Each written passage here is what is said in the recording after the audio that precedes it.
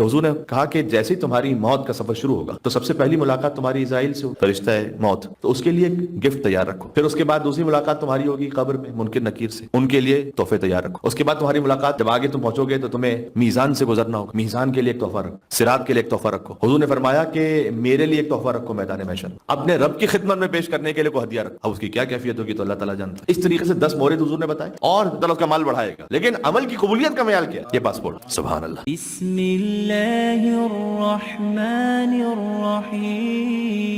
معاویہ نے پوچھا کہ مجھے علی کے احوال بتلاؤ کہ علی کیسے تھے، تو وہ جو اس وقت وہاں صحابی موجود تھے وہ کچھ مالی مدد کے بھی محتاج تھے، تو معاویہ کی ایکسپیکٹیشن یہ تھی کہ اب یہ چونکہ مجھ سے محتاج ہیں اس وقت، تو ہو سکتا ہے ان کی کچھ برائی کریں گے، میری کوئی تعریف کریں گے۔ تو اس وقت وہ مولا علی کے صحابی تھے، وہ کہتے ہیں کہ تلوار کے سہارے سے وہ کھڑے ہو گئے، بوڑھے تھے، اور انہوں نے یہ کہا کہ میں نے خدا کی قسم دیکھا اپنے مولا علی کو کہ رات کی تاریکی ہے جب سب سو چکے ہیں اور ستارے ظاہر ہو چکے ہیں، اب ہر دوست اپنے دوست سے جدا ہو چکا، لیکن علی مصلی عبادت پر کھڑے ہیں، یہ تململ السریر، اور ایسے تڑپ رہے ہیں جیسے سانپ کا ایک کانٹا تڑپا کرتا ہے، جیسے کسی کو سانپ نے اگر کاٹ لیا ہو تو کیسے تڑپے گا اس تکلیف سے، تو وہ ایسے تڑپ رہے ہیں۔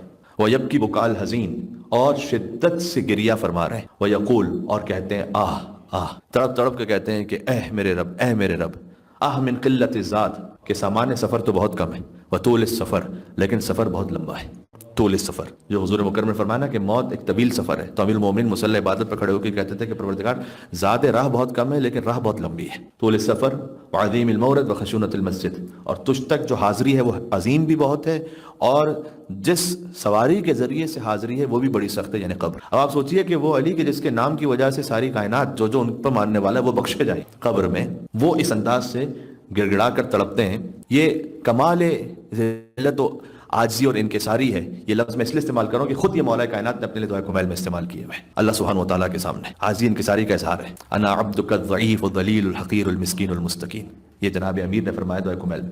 تو حضور مکرم نے فرمایا طویل سفر ہے، طویل سفر میں تم کچھ ہدیے لے کے جاؤ۔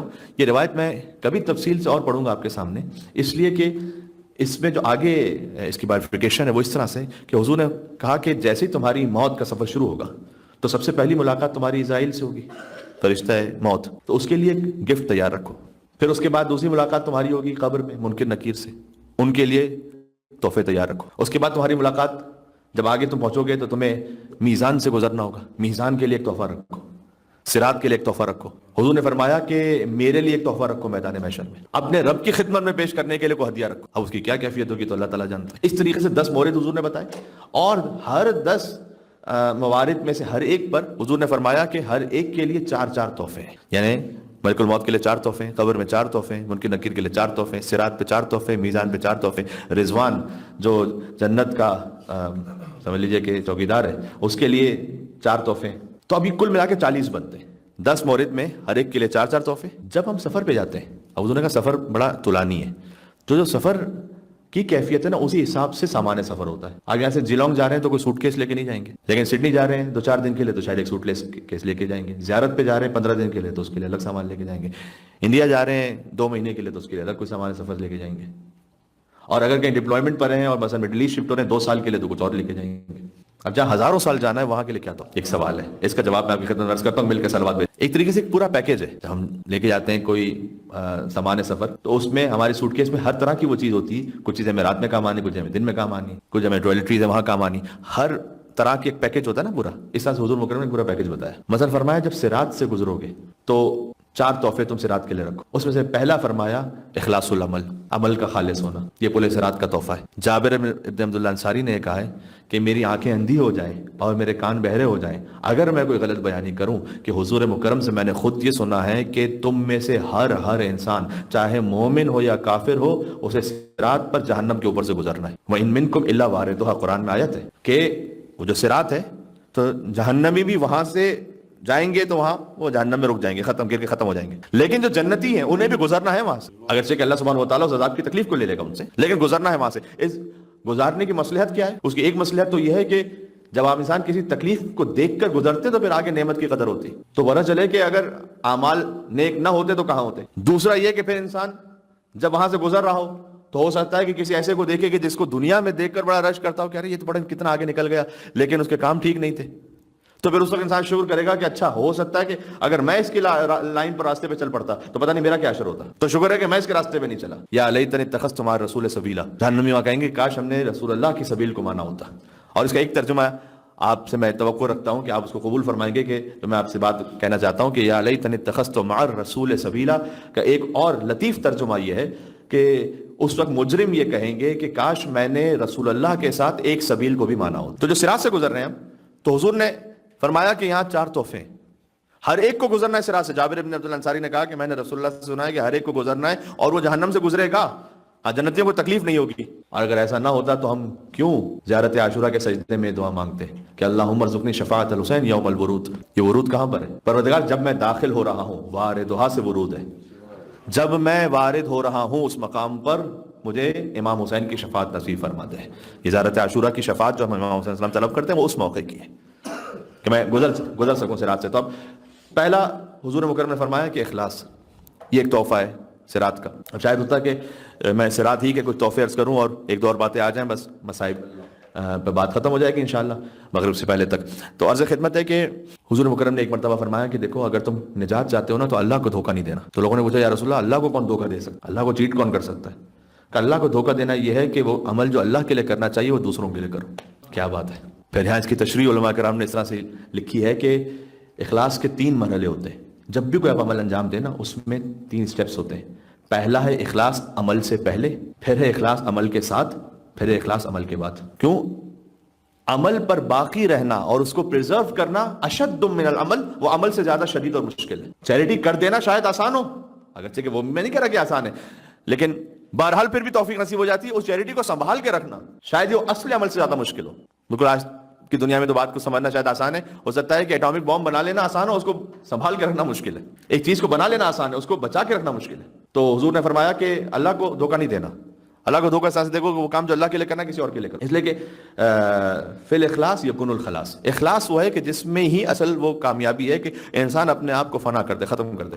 اب اس کی تفصیل تو بہت ہے, لیکن اس کے آثار کیا ہیں اگر کوئی واقعی خالص ہو جائے اللہ کے لیے؟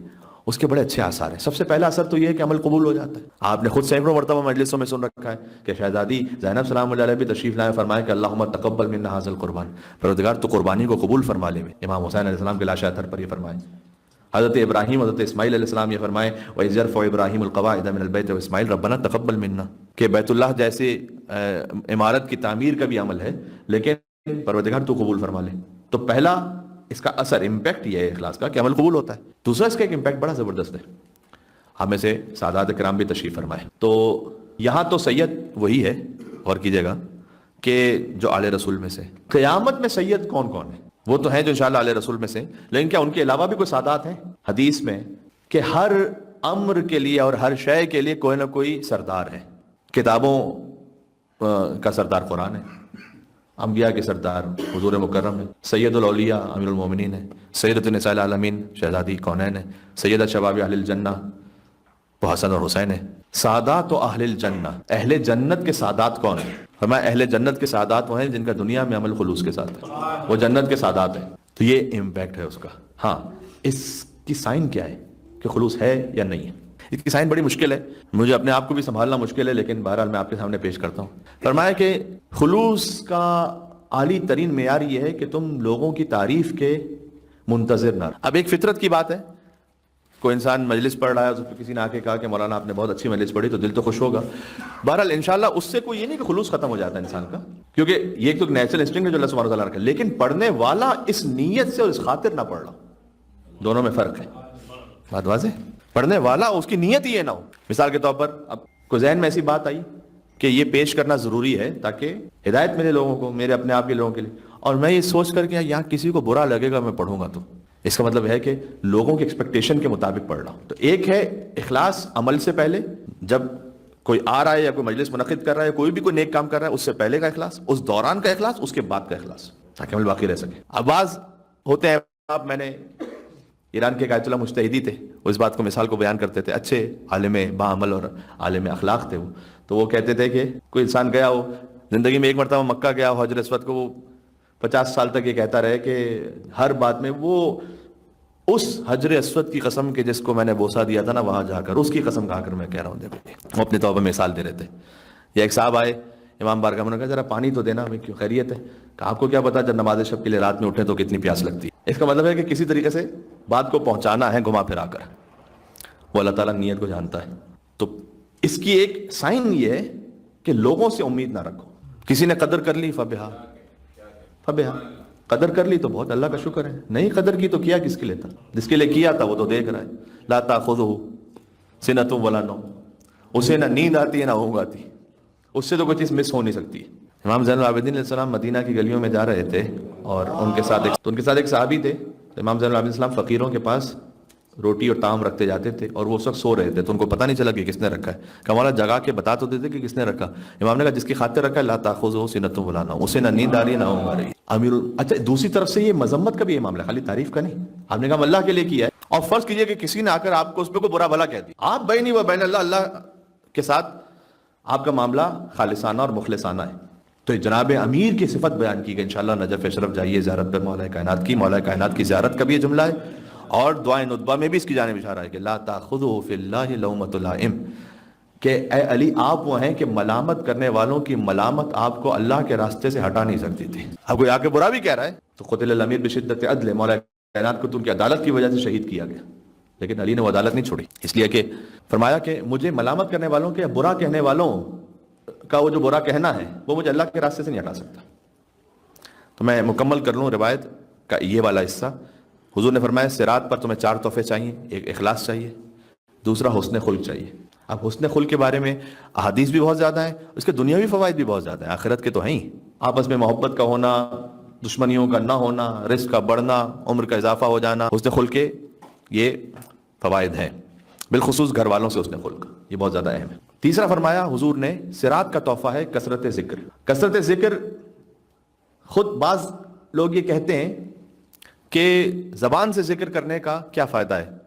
نہیں، اس کا بھی اپنا ایک فائدہ ہے، ایسا نہیں کہ اس کا فائدہ نہیں. آپ کہہ رہے ہیں حسبنا اللہ و نعم الوکیل، سبحان اللہ والحمد للہ ولا الہ الا اللہ واللہ اکبر. ذکر زبانی کا فائدہ ہے کہ آپ کی روح آہستہ آہستہ وہ ذکر سیکھ جاتی ہے. ایک مثال دوں میں آپ کو. ایک چھوٹا بچہ ہے، ماں باپ، اور بالخصوص جب وہ مومن ماں باپ ہوتے ہیں تو ان کی بڑی تمنا ہوتی ہے ہمارا بچہ یا علی کہے. ابھی بچے کی ولادت ہوئی، ابھی چھوٹا بچہ بھی آہستہ آہستہ بڑا ہو رہا ہے، وہ کہیں گے بیٹا کہو یا علی، میں کہا یا علی، آپ اسی پہ خوش ہوگا. آپ کہیں گے بیٹا کہو یا علی یا علی یا علی. کہتے کہتے ایک موقع آئے گا ایسا جب آپ اس کے سامنے 200 بار 300 بار 500 بار ریپیٹ کریں گے کہ وہ کہے گا یا علی. جب وہ ایک مرتبہ یا علی کہے گا آپ کی ساری تھکن دور ہو جائے گی. آپ ذکر لسانی کرتے رہیں گے، آہستہ آہستہ آپ کی روح بھی وہ ذکر سیکھے گی. آپ زبان سے کہیں گے اللہ اکبر، پھر ایک انشاءاللہ موقع آئے گا کہ روح بھی اس بات کو پکار کے کہے گی واقعا اللہ کے علاوہ کوئی بڑا نہیں. اس لیے ذکر کی عادت رکھیں، ذکر خدا، ذکر صلوات بر محمد و آل محمد، اس کے آثار ہیں. قرآن کریم میں ہر عبادت کے لیے اللہ تعالیٰ نے ایک لمیٹیشن لگائی ہے. نماز کے لیے اوقات بتائیں، اقیم الصلاۃ لدلوک الشمس، کہ نماز کو قائم کرو زوال آفتاب سے، یعنی جب ظہر کا جو وقت آتا ہے، الی غسق اللیل وقرآن الفجر، رات کے وقت کی نماز پڑھو اور فجر کے وقت کی نماز پڑھو. رمضان کے لیے روزوں کا بتایا، کتب علیکم الصیام کما کتب علی الذین من قبلکم لعلکم تتقون. حج ایک خاص موقع پر ہے. ذکر وہ عبادت ہے جس کے لیے کوئی لمٹ نہیں رکھی، کہ ذکرن کثیرا، بہت ہی زیادہ ذکر، کوئی لمٹ نہیں رکھی، بس اتنا 200 300 400 1000 2000 5000 ذکرن کثیرا. جب ذکر کثیر کی بھی کیا شان ہے، اہل بیت علیہ السلام سے ہمیں کیا کیا تحفے ملے ہوئے. واقعا امام سے کسی نے پوچھا کہ مولا ذکر کثیر کیا ہے؟ وَإِذَا قُضِيَتِ الصَّلَاةُ فَانتَشِرُوا فِي الْأَرْضِ وَابْتَغُوا مِن فَضْلِ اللَّهِ وَاذْكُرُوا اللَّهَ كَثِيرًا. سورہ جمعہ. اللہ کا ذکر کثیر کرو.